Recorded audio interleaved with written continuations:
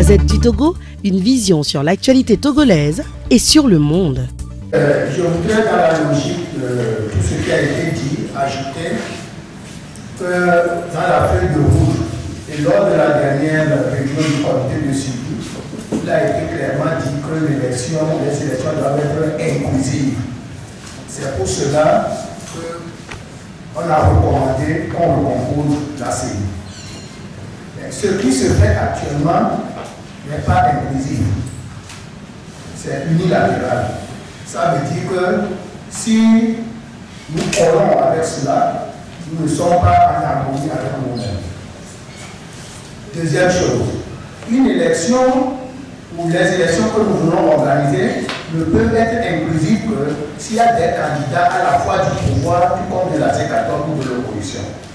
Mais du moment où nous ne sommes pas d'accord sur le principe de base, il est normal alors que le pouvoir met en place des jeux, des subterfuges pour nous exclure même de l'élection avant même que les élections ne tiennent.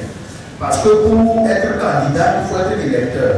Mais si pour les bases de départ, nous ne nous associons pas au recensement, ça veut dire que quand on va fixer une date, nous ne pouvons pas être candidats.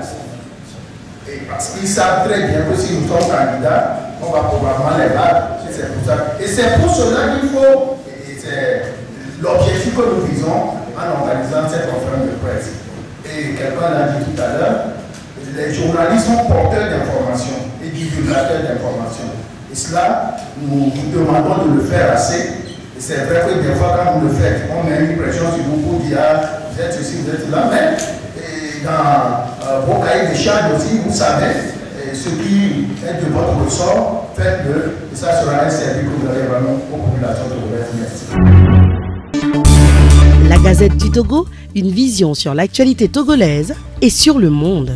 Rejoignez-nous sur le www.lagazettedutogo.com ou sur nos comptes Facebook, Twitter et YouTube. Pour tout contact, écrivez à contact@lagazettedutogo.com ou appelez le 92 80 88 53. La Gazette du Togo, c'est l'information en continu.